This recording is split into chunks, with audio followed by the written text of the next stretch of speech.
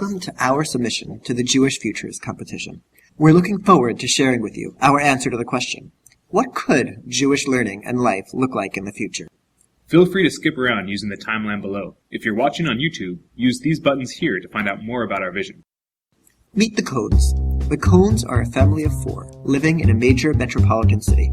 The Cohns are lucky. They live in the future. In this future, Jewish institutions, communities, schools, and individuals have embodied 4 core overlapping principles. To be open, remixable, meaningful and relevant, and community building. For a full description of each of these principles, click on them at any time. Let's take a look at how these principles affect the Cohns' Jewish life experience. Rose Cohen is a precocious 4th grader who loves Lego blocks and dinosaurs. One day, while learning about the 7 days of creation, Rose's teacher shows a cartoon video describing what was created on each day. Rose is confused and asks her teacher, "On what day did God create the Stegosaurus?" Admitting that he doesn't know the answer, the teacher suggests that Rose look it up in the free online Junior Jewish Encyclopedia. Rose is super excited to learn about non-literal readings of the Torah, and with the help of her teacher and classmates, creates her own stop-motion video with Lego blocks about the days of creation, dinosaurs included. Her video inspires the other students in her class to make similar videos about various topics and questions that they have. David Cohen is away at university studying music composition. While taking a course on modern Russian composers, David learns about the folklorists who traveled Eastern Europe prior to World War II recording Jewish life. Searching online, David is thrilled to discover these works have been scanned and are freely available.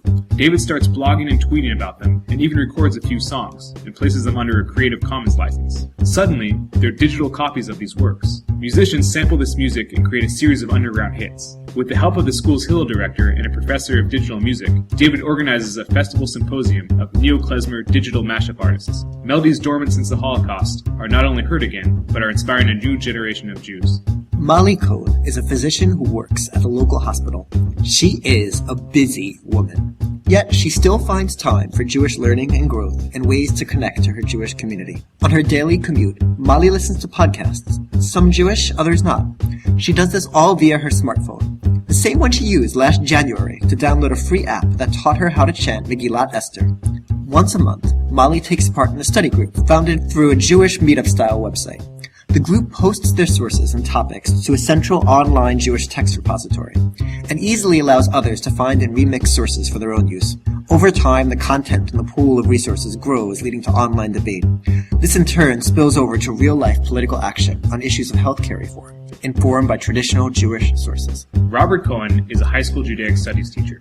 He sees himself as an innovator, and his head of school provides him with the resources to experiment in the classroom and integrate new technologies into his teaching. Every year with his Israeli history class, Robert works with students to construct an ever-evolving Oregon Trail-style game dealing with the early settlement of the land of Israel. 2 years ago, Robert took part in a Jewish education technology training at a leading Jewish university, where he learned cutting-edge tools and even some basic coding skills so he could start building his own platforms. Since the training, every summer, Robert participates in the Jewish Educational Hackathon, an event to develop new open-source technological tools.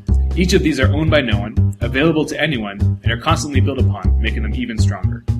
The Cohns are totally plugged in, but the 4 core values have enabled them to use technology to enhance their quality of life.